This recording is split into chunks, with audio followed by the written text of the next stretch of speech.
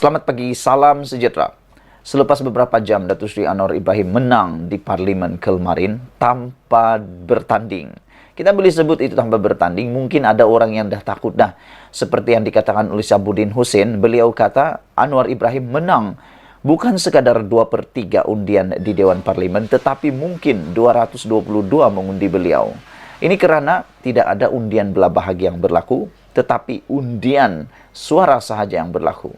Yang menghairankan, di luar parlimen ada yang menyalak teruk, ada yang meroyan teruk, mahu sangat Datuk Seri Anwar Ibrahim membuktikan keabsahannya. Namun selepas sampai di parlimen, usul dibentangkan, undian mau dibuat, mereka tak nak pula mengundi. Tidak pula mau mengundi. Bahkan Sahid dan Kasim dari Arau, beliau kata, tidak perlulah mengundi, biar mereka sesama sendiri yang mengundi, kami tak nak mengundi. Kalau macam tu, kenapa dulu nak minta bukti pula? Buang masa saja. Lebih baik usul yang lain lagi cantik. Tapi oleh kerana anda nak minta bukti, terpaksalah buang masa. Buang masa nak layan untuk keabsahan. Jadi lepas ini, Datuk Seri Anwar Ibrahim, kalau boleh sampai berita ini, tidak perlulah lagi layan karena nak minta undi percaya, nak buktikan keabsahan dan sebagainya. Sudah terbukti, lagi terang, lagi bersuluh. Tak payah lagi buktikan apa-apa. Saudara-saudara, beberapa jam lepas undian percaya memihak kepada Datuk Seri Anwar Ibrahim, ini yang berlaku.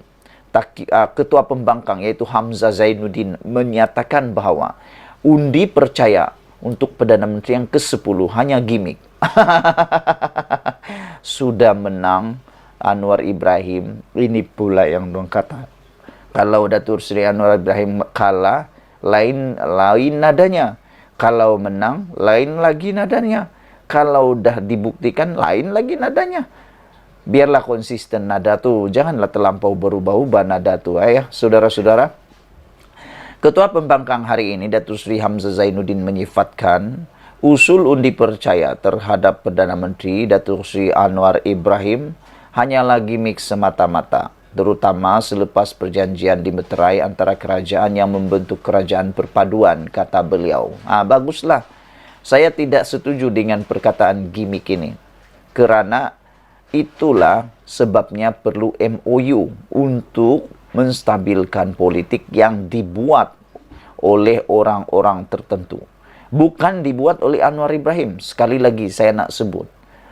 Perbuatan cantasan di atas tebuk, dinding tebuk, atap tebuk, entah ditebuk-tebuk dari mana lagi, langkah seratun, langkah entah apa lagi, semua itu tidak pernah dibuat oleh Datuk Seri Anwar Ibrahim. Dia tak pernah pun fikir buat begitu. Tapi yang dibuat oleh orang lain.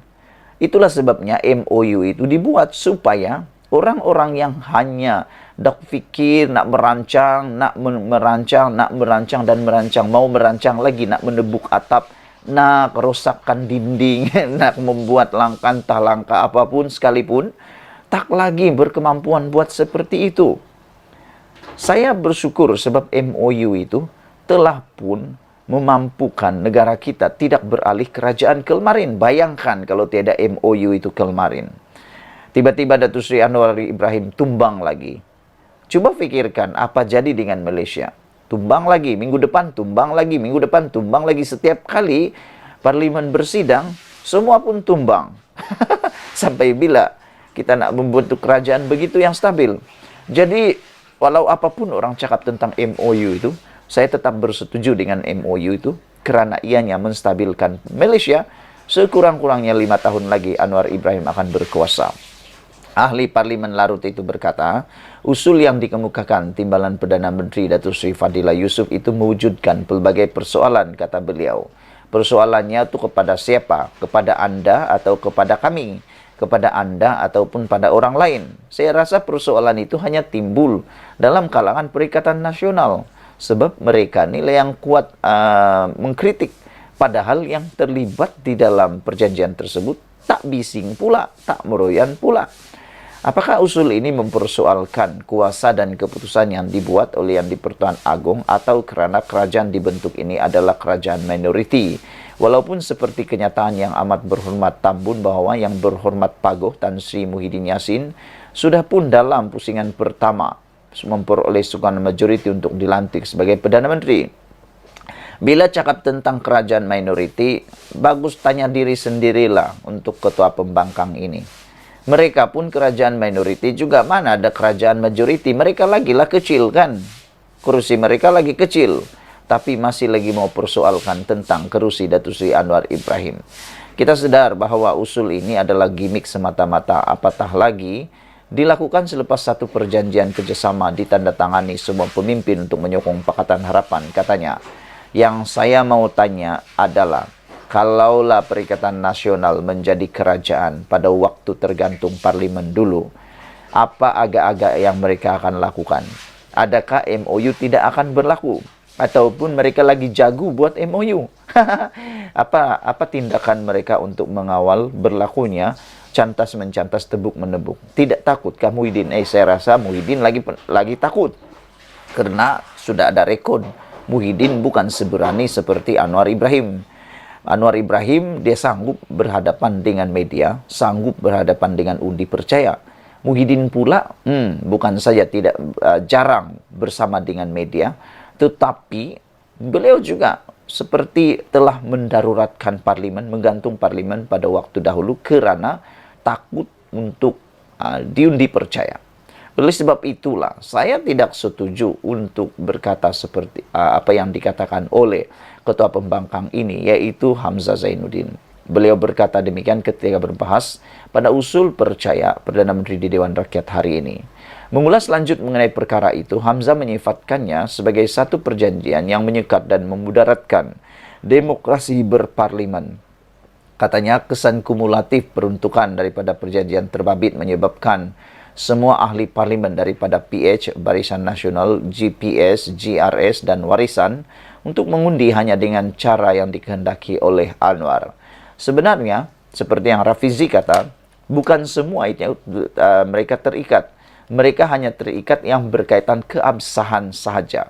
Kalau Anda baca dalam perjanjian itu hanya highlight tentang keabsahan saja, bukannya semua. Bukan semua. Ini bercanggah, kata Hamzah Zainuddin, ini bercanggah dengan prinsip asas parlimen yang dijamin perlembagaan dan undang-undang Malaysia. Ia bercanggah dengan perlembagaan persekutuan dan dasar awam. Tidak sah serta tidak dibenarkan undang-undang, kata beliau. Adakah ini demokrasi yang dilaungkan yang amat berhormat Tambun? Yang amat berhormat Tambun tidak perlu takut dengan bayang-bayang sendiri sehingga sanggup melanggar prinsip perjuangan sendiri, katanya.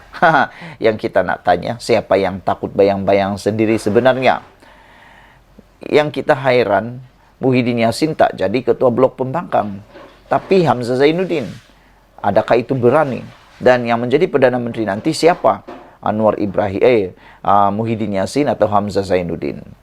Saudara-saudara, pada itu beliau juga menyatakan perkara yang paling kita nak cabar. Sekarang ini Hamzah Zainuddin mencabar Anwar untuk menyaman media Eropah. Sekarang ini kita nak mencabar pula Hamzah Zainuddin supaya menunjukkan bukti media Eropah yang dia kata menyiarkan artikel mengenai pelantikan Perdana Menteri sebagai homoseksual sepenuhnya. Kalau Hamzah Zainuddin cabar Anwar untuk menyaman, sekarang ini pula kita cabar Hamzah Zainuddin pula untuk menunjukkan bukti keratan artikel itu. Sekian dulu untuk kali ini. Jangan lupa kamu tinggalkan komen kamu, tekan butang subscribe. Bye-bye.